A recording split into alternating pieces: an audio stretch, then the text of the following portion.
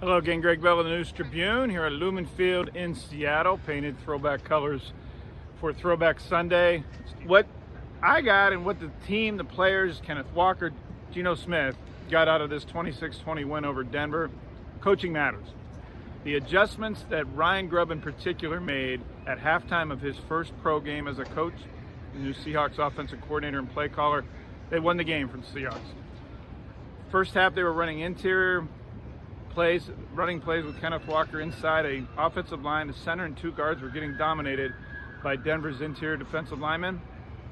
7 carries for 19 yards for Kenneth Walker in the first half, 84 yards rushing in the second half on 13 carries for Walker. What changed?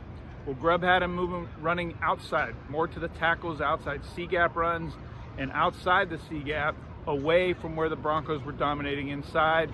That got Walker into space, and when you get Walker into space, Mike Macdonald has said he thinks Walker's one of the best in the league at making guys miss. He did. He would have had 2 touchdown runs, but one of them called back on a DK Metcalf holding penalty. He had the touchdown run that put the Seahawks ahead for the first time on the first drive of the second half. He had a 6 and 15-yard run earlier in that drive, again running more outside than he did in the first half. And for all the problems the Seahawks had in their offensive line, what else is new? It's been 10 years and counting now.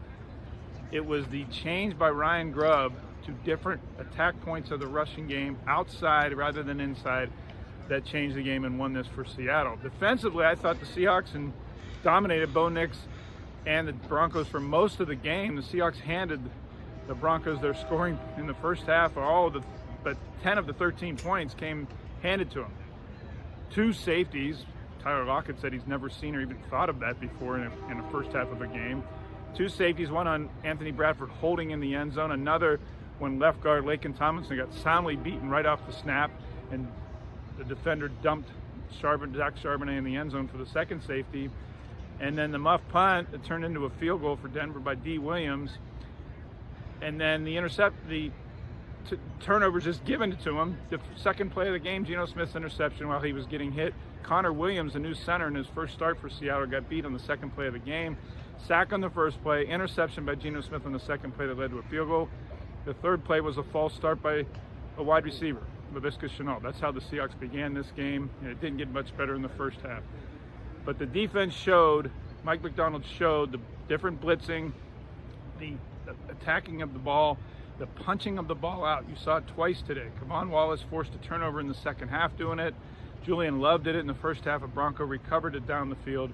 The punching out after you bear hug a ball carrier, the Seahawks have been doing that every practice since the first day of training camp. Every practice, every position on the defense does it.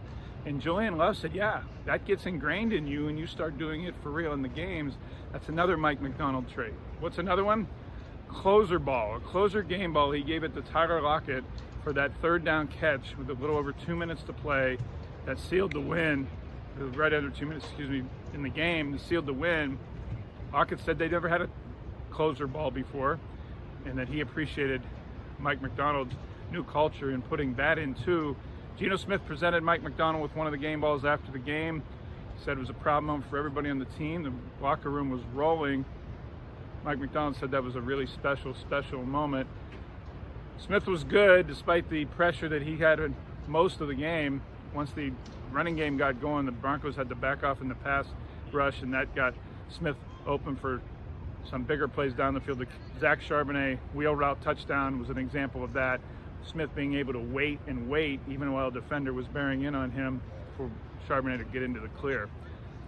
Devin Witherspoon told me in the locker room afterwards that defensively they didn't show much of anything, that they're still very plain compared to what he thinks they're going to be maybe in week 2 here against New England. The Patriots went to Cincinnati and throttled Joe Burrow and the Bengals 16-10 today in an upset win. The Seahawks are going to get something again in New England next week that they didn't get today, and that's a lot of run. The Patriots, Stevenson, are going to run right at them, even with stack boxes. That'll be Seattle challenge this coming week. A lot to clean up on the offensive line. George Fant has a knee issue of unknown severity at right tackle. He's already the second right tackle because Abe Lucas is out indefinitely. Stone Forsythe was the plan C right tackle for most of the game today.